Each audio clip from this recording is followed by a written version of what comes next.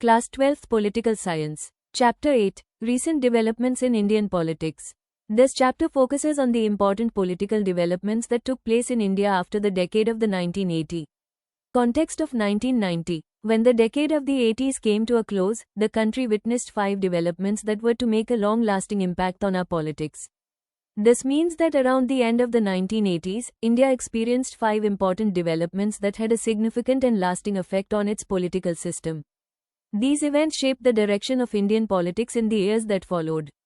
Defeat of Congress Party, 1989 elections. Congress won 415 seats in Lok Sabha in 1984. Reduced to 197 seats in 1989. Marked the end of the Congress system. This means that the Congress Party, which had a very strong position after winning 415 seats in 1984, faced a major decline in the 1989 elections, securing only 197 seats. This significant fall marked the end of the Congress system, which refers to the period when Congress dominated Indian politics for a long time. Aftermath of 1989 elections. Congress improved its performance, came back to power after midterm elections in 1991. This means that after the decline in the 1989 elections, the Congress Party gradually recovered and performed better in the following elections. It returned to power after the midterm elections held in 1991, regaining its position in the central government. Rise of Mandal issue. The National Front government in 1990 implemented the Mandal Commission recommendations. It provided reservation in central government jobs for other backward classes, OBCs. This means that in 1990, the National Front government decided to apply the recommendations of the Mandal Commission. These recommendations introduced reservation, quota, in government jobs for people belonging to other backward classes, OBCs. This decision had a major impact on Indian politics and society, as it aimed to promote social justice and equal opportunities. Assassination of Rajiv Gandhi, 1991. Rajiv Gandhi was assassinated in May 1991. Led to change in leadership of the Congress Party. This means that former Prime Minister Rajiv Gandhi was killed in May 1991. His assassination created a major shock in Indian politics and resulted in a change in the leadership of the Congress Party. New Economic Policy, 1991. Economic policy took a radical shift. Initiation of Structural Adjustment Program. Beginning of new economic reforms. This means that in 1991, India introduced a new economic policy that brought major changes to the country's economy. The government started a structural adjustment program, which included reforms like liberalization, privatization, and globalization. These reforms aimed to improve economic growth, reduce government control, and open the economy to global markets. The era of coalition government started and it increased the role of regional parties in the formation of government at the center. This means that after this period, no single political party was able to get a clear majority in elections. As a result, multiple parties came together to form coalition governments. This gave regional parties a more important role, as their support became necessary for forming and running the central government. Era of coalitions. Elections in 1989 led to the defeat of the Congress Party but did not result in a majority for any other party. The National Front received support from two opposite political groups, BJP and the Left Front, and formed a coalition government, but the BJP and the Left Front did not join the government. This means that in the 1989 elections, the Congress Party lost power, but no other party got a clear majority. As a result, the National Front formed a coalition government with support from two ideologically different groups, the BJP and the Left Front. However, these supporting parties did not become part of the government and only provided external support.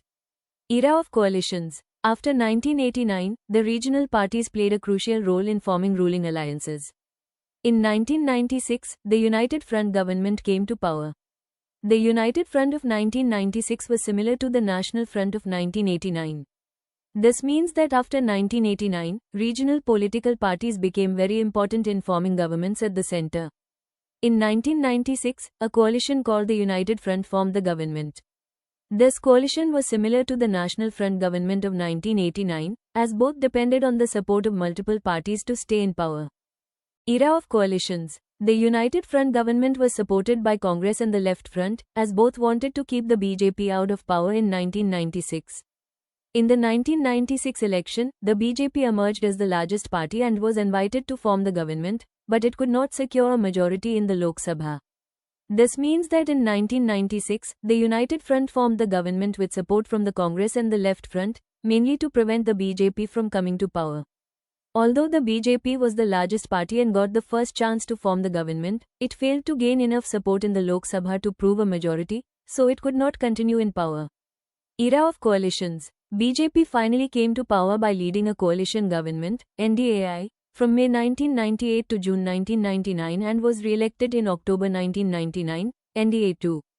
Atal Bihari Vajpayee was the Prime Minister during both the NDA, National Democratic Alliance, governments, and his government, NDA-2, formed in 1999 completed its full term. The first coalition government that successfully completed a 5-year tenure was the NDA government, headed by BJP leader Atal Bihari Vajpayee. Another coalition, the United Progressive Alliance, UPA, ruled successfully for 2 terms, headed by Congress leader Manmohan Singh, 2004 to 2009 and 2009 to 2014. This means that the BJP formed a coalition government under the NDA in 1998, but it lasted for a short period. It returned to power again in 1999 under the leadership of Atal Bihari Vajpayee, and this time completed a full 5-year term, making it the first successful coalition government to do so. Later, another coalition called the UPA, led by Manmohan Singh, also formed the government and completed 2 full terms from 2004 to 2014, showing the stability of coalition politics in India. Reasons for the emergence of coalition government. Weakening of national political parties. Emergence of regional political parties and their increasing role in government formation. Rise of caste and sect-based opportunistic politics. This means that coalition governments in India emerged due to several important reasons. First, national political parties became weaker and were no longer able to secure a clear majority on their own. Second, regional political parties became stronger and started playing a key role in forming governments. Third, the rise of caste-based and group-based politics led to fragmented voting patterns, making it difficult for a single party to dominate, which encouraged the formation of coalition governments. Political rise of other backward classes and Mandal Commission. One long-term development of this period was the rise of other backward classes, OBCs, as a political force. OBCs are communities other than SCs and STs who suffered from educational and social backwardness. These are also referred to as backward castes. This means that during this period, the other backward classes, OBCs, became an important political group in India. These communities, which are different from scheduled castes, SCs, and scheduled tribes, STs, had faced social and educational disadvantages for a long time. As they became more politically aware and organized, they started demanding representation, rights, and opportunities, which increased their influence in Indian politics. Political rise of other backward classes and Mandal Commission. In 1978, the central government, Janata Dal, appointed a commission to investigate and recommend ways to improve the conditions of the backward classes. This was the second time since independence that such a commission was set up. Therefore, it was officially known as the Second Backward Classes Commission, popularly called the Mandal Commission, named after its chairperson, Bideshwari Prasad Mandal. This means that in 1978, the government set up a special commission to study the problems faced by backward classes and suggest ways to improve their condition. Since it was the second such commission after independence, it was called the Second Backward Classes Commission. It is commonly known as the Mandal Commission, named after its chairman, B.P. Mandal. This commission played a key role in shaping policies for social justice in India. Political rise of other backward classes and Mandal Commission. The Mandal Commission was set up to investigate the extent of educational and social backwardness among various sections of Indian society and to recommend ways of identifying these backward classes. Its recommendations are to reserve 27% of seats in educational institutions and government jobs for these groups. The Mandal Commission also made other recommendations, like land reforms, to improve the conditions of the OBCs. This means that the Mandal Commission studied how socially and educationally backward different groups in India were and suggested ways to identify them. It recommended giving 27% reservation in education and government jobs to OBCs to ensure equal opportunities. It also suggested additional measures such as land reforms and welfare steps to improve their overall socio-economic condition. Political rise of other backward classes and Mandal Commission. In August 1990, the National Front government decided to implement one of the recommendations of the Mandal Commission regarding reservation for OBCs in jobs in the central government and its undertakings. This decision sparked agitation and violent protests in many cities of North India. The decision was also challenged in the court and came to be known as the Indira Sawhney case in November 1992. There were differences among political parties about how to implement this decision, but now the policy of reservation for OBCs is supported by almost all major political parties in the country. This means that in August 1990, the government decided to apply the Mandal Commission's recommendation of giving reservation in central government jobs to OBCs. This led to widespread protests and unrest, especially in North India. The issue was also taken to the Supreme Court, known as the Indira Sawhney case, which examined the validity of the policy. Although there were initial disagreements among political parties, over time most major parties have come to support reservation for OBCs. Communalism, secularism and democracy. The other long-term development during this period was the rise of politics based on religious identity. It started a debate about secularism and democracy. This means that during this period, politics in India increasingly began to be influenced by religious identities. Political parties and groups started mobilizing people on the basis of religion. This led to serious discussions and debates about secularism, the principle of equal respect for all religions, and the nature of democracy in India. Communalism, secularism and democracy. In 1980, the Bharatiya Janata Party, BJP, was formed from the Jan Sangh. It embraced Gandhian socialism as its ideology, but it did not achieve much success in the elections held in 1980 and 1984. This means that in 1980, the Bharatiya Janata Party, BJP, was established, emerging from the earlier Jan Sangh. The party initially adopted Gandhian socialism as its guiding ideology. However, in its early years, it did not perform well in the elections of 1980 and 1984, gaining limited political success. Communalism, secularism and democracy. After 1986, the following two events became the center of focus of the party. I. Shah Bano case. E. Ayodhya matter. This means that after 1986, two major issues became very important in Indian politics and especially for certain political parties. The Shah Bano case raised debates about personal laws and women's rights, while the Ayodhya matter became a major religious and political issue. Both events played a significant role in shaping discussions on communalism, secularism, and democracy in India. Communalism, secularism and democracy. I. Shah Bano case. A 62-year-old divorced woman filed a petition against her husband for maintenance. The Supreme Court gave its decision in favor of Shah Bano.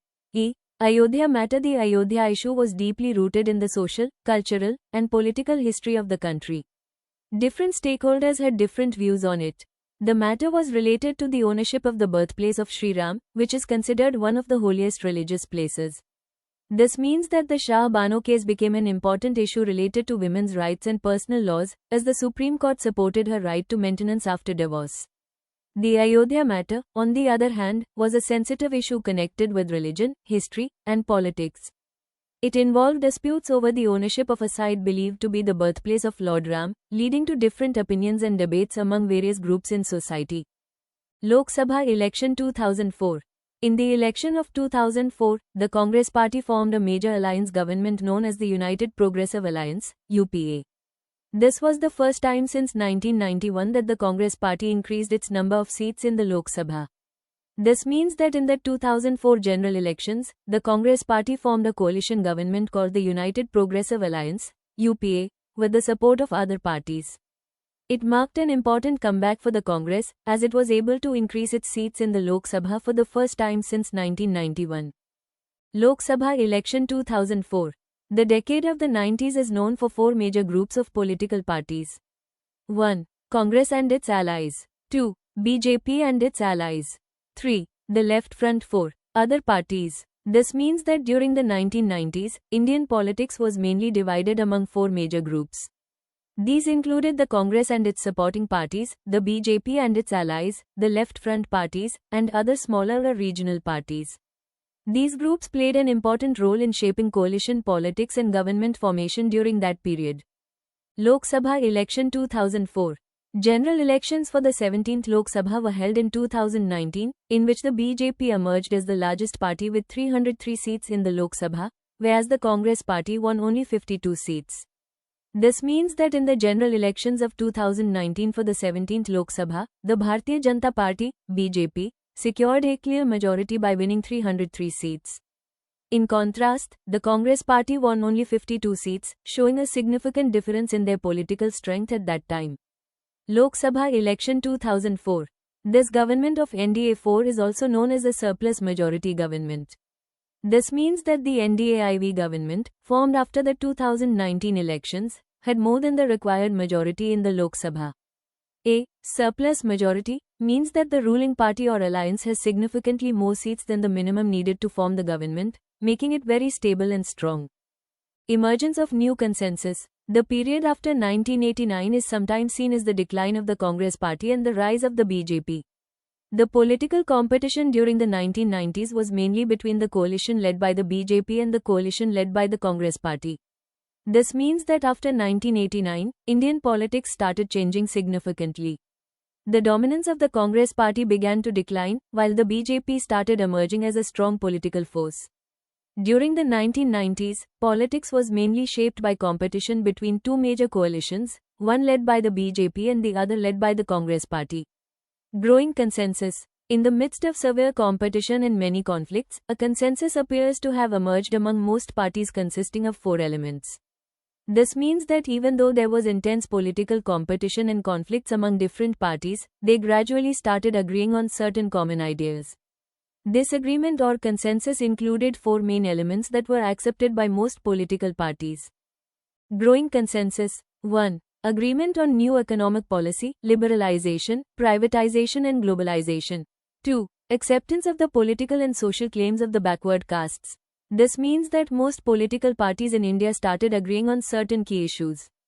First, they supported the new economic policy, which included liberalization, privatization, and globalization to promote economic growth. Second, they accepted the demands and rights of backward classes, giving importance to social justice and political representation for these groups. Growing consensus. 3. Acceptance of the role of state-level parties in the governance of the country. 4. Emphasis on pragmatic considerations rather than ideological differences, leading to political alliances even without full ideological agreement.